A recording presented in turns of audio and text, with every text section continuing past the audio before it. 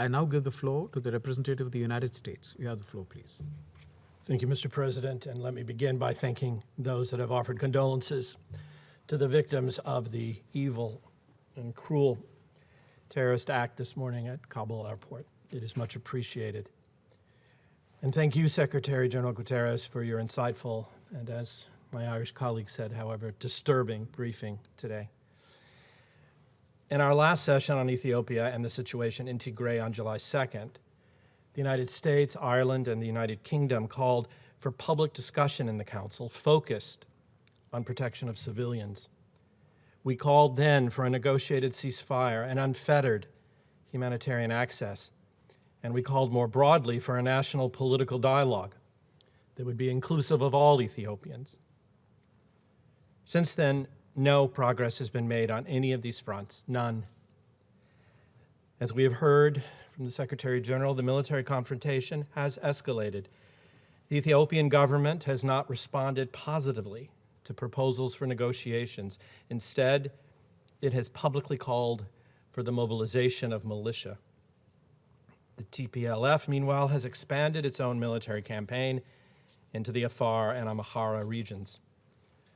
Ongoing TPLF military operations in these regions are displacing hundreds of thousands of civilians, and this too must stop immediately. Eritrean defense forces have re-entered Tigray, and reports indicate that military alliances among armed groups and other regions risk sparking a wider war in Ethiopia. And instead of striving to create space for negotiations and for dialogue, leaders on all sides have used inflammatory rhetoric that is increasing polarization along ethnic lines. This is all gravely concerning to all of us. These developments are eroding the unity, the sovereignty, and the territorial integrity of the Ethiopian state.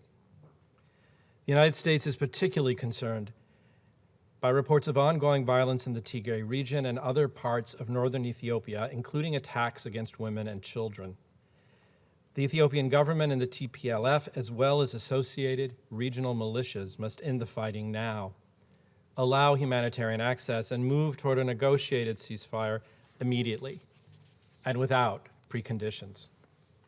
Eritrean defense forces, meanwhile, must refrain from further increasing or regionalizing the conflict.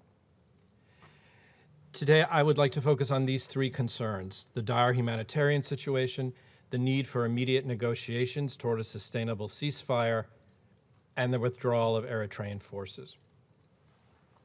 First, contrary to its public commitments, the Ethiopian government and regional authorities continue to cut off Tigray with limited entry of humanitarian goods or personnel. This withholding of humanitarian aid, particularly food, is leading to unnecessary death and untold human suffering. Last week, after repeated warnings, aid agencies ran out of food stocks in their warehouses in Tigray. This comes after all of us were told over the last 3 months about famine conditions in Tigray. Millions are at high risk of food insecurity in northern Ethiopia, and of those, hundreds of thousands are estimated to be at risk of starvation in Tigray. The heroes that are trying to fend off this starvation, the humanitarian workers, are, as we heard, being targeted and killed simply for providing aid to those who are in need. Despite a small increase in convoys and flights entering Tigray, we estimate that just 7% of the needed humanitarian supplies were able to reach Tigray over the past month. And that statistic is based on the World Food Programme's projection of what is needed and the Ethiopian government's own reporting on how many trucks have gotten through. And let's be clear, this shortage is not because food is unavailable. It is because the Ethiopian government is still limiting humanitarian aid and personnel, including land convoys and air access. We are troubled by disturbing reports that the Ethiopian government is intentionally withholding humanitarian assistance to starving Ethiopians, and these impediments to the movement of humanitarian supplies must be removed immediately, and trucks must be allowed to enter and deliver life-saving assistance to Tigray. If these impediments continue, large numbers of people will starve to death, and many more will die from disease. This council was very clear when we passed Resolution 2417 in 2018. The denial of humanitarian access and depriving civilians of objects indispensable to their survival is a violation of international humanitarian law and can constitute a war crime.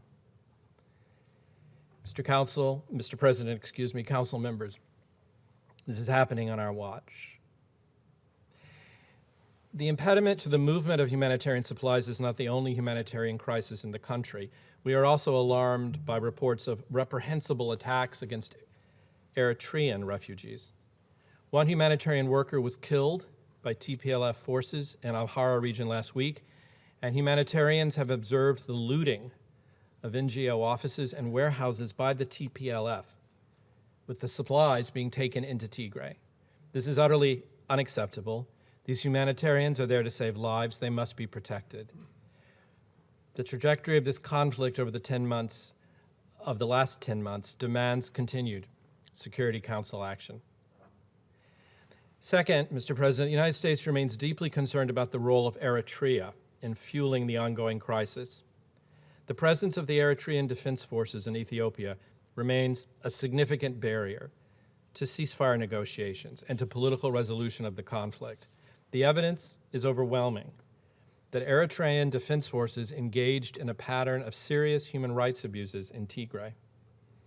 So earlier this week, the United States designated the EDF's Chief of Staff Major General, pursuant to U.S. Executive Order 13818, which builds upon and implements the Global Magnitsky Human Rights Accountability Act.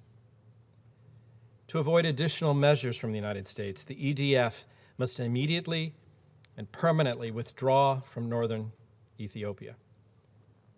And this leads to my final point.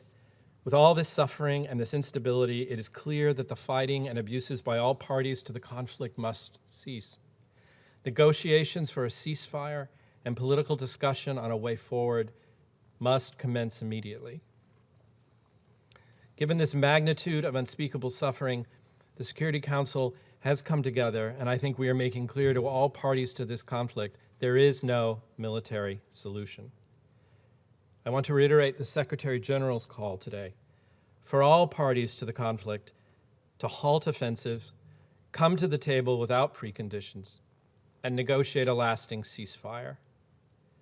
Without the Ethiopian government and the Tigray People's Liberation Front's commitment to both unimpeded access and a negotiated ceasefire, the fighting will continue, more civilians will die. So the United States welcomes your personal engagement, Mr. Secretary General, and your leadership to initiate dialogue to a resolution of this conflict.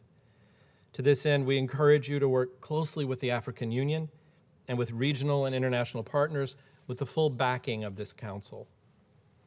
Let me conclude by saying the United States is committed to supporting the people of Ethiopia and of the wider region as they work to resolve these challenges, as they work to overcome current divisions. The ties between the United States and Ethiopia are deep and historic. There is a reason Ethiopia is the largest recipient of U.S. humanitarian and development assistance in the world. We stand with Ethiopian people. They deserve to live in peace with each other and to lead healthier, more resilient, and prosperous lives. Thank you, Mr. President. I thank the representative of the United States for a statement